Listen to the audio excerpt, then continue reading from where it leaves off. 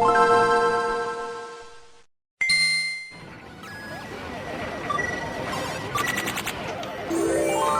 your fighter. Kaiti inspired. Fight.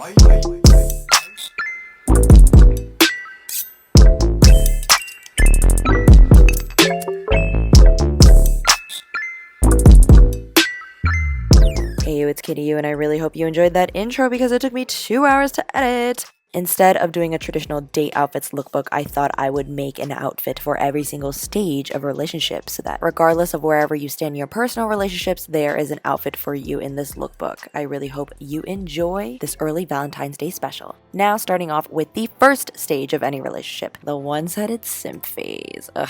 This phase is painful. This is when the butterflies start to hit really bad. This is also when you start worrying 24/7 about whether you'll run into them looking busted. And this is also where you start to delusionally think that they're staring at you whenever you happen to be in the same room together, even though they're totally not. See, if you're not simping, you're probably fine walking into whatever situation, let's say class, like this. But as soon as you simp for somebody in that class, boom, details like this little polo moment right here, they do wonders to elevate the look to be a little more polished by just simply adding a little accent piece. But at the same time, they don't overhaul the look to make it look like you're trying too hard. For some reason, in this dating game, we all have fragile egos and we're all terrified of rejection. So we have to act like we don't care when we care, but we're all playing the game, so we gotta play by the rules, I guess.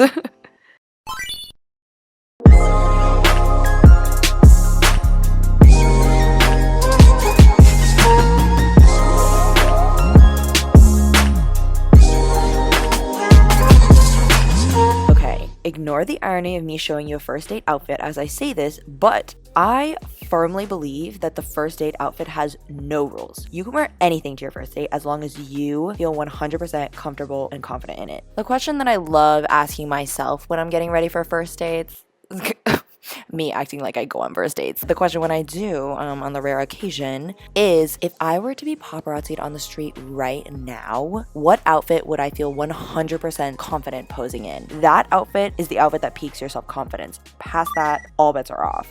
Personally, this outfit was my choice because it shows off my décolletage area while still being loose and comfy everywhere else, because the last thing I want is to feel suffocated on top of already having first date jitters.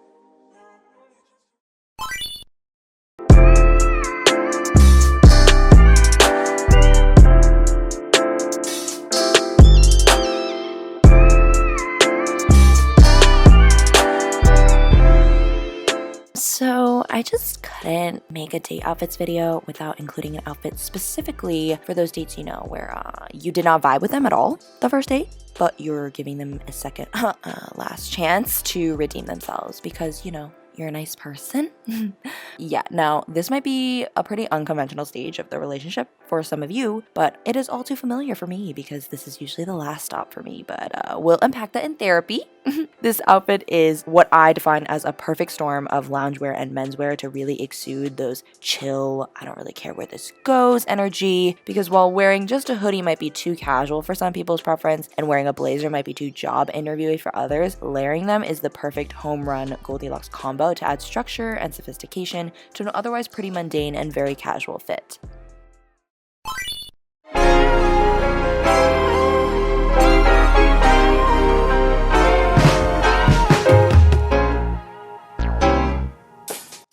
In the fortunate case that your date did sweep you back off your feet on the second date, they redeemed themselves, phew, close one. We've then arrived at the honeymoon phase. For this stage, I chose the most sweetheart, lovey-dovey, extra, over-the-top dress I owned because I thought it best epitomizes what people do when they're in this phase. They bend over backward for the other person, they go the extra mile for them, they buy them tons of gifts, as I terribly act out here, which is exactly what I wanted to physically convey with the frills and the extra puff sleeves and the pink color.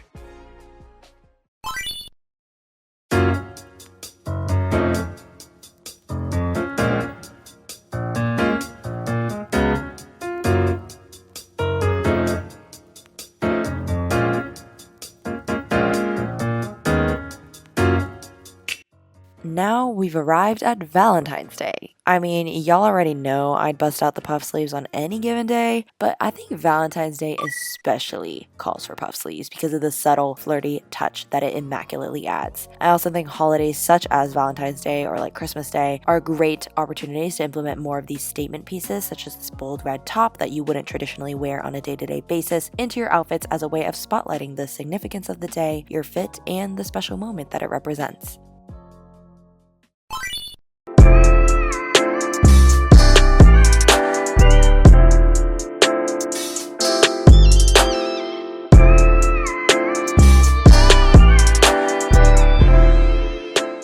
I remember when I first bought this black dress, my mom was like, oh, this is such a goody two-shoes, meeting the parents' perfect dress. So I'm gonna trust my mom's intuition on this one. Lately, I've been super into layering blazers and coats on top of one another to add extra sophistication and dimension. And extra sophistication and dimension is definitely a plus when trying to impress somebody's parents. So it's definitely a hack that I would implement here if I were to be faced with this kind of situation. Not only does layering like this bump up your insulation game if you live somewhere cold, but I also find that the intermediary layer of the white blazer here double serves as a coat but also as an accessory because it does add one additional focal point that the eye is drawn to.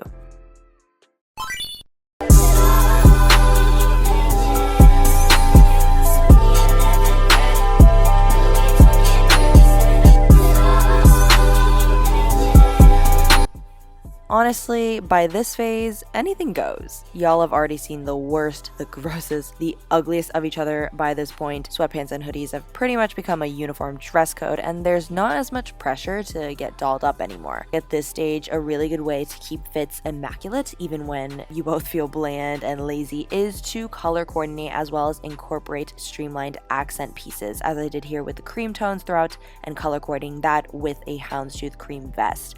This does absolute wonders in streamlining your fit to make it look like it was effortlessly planned.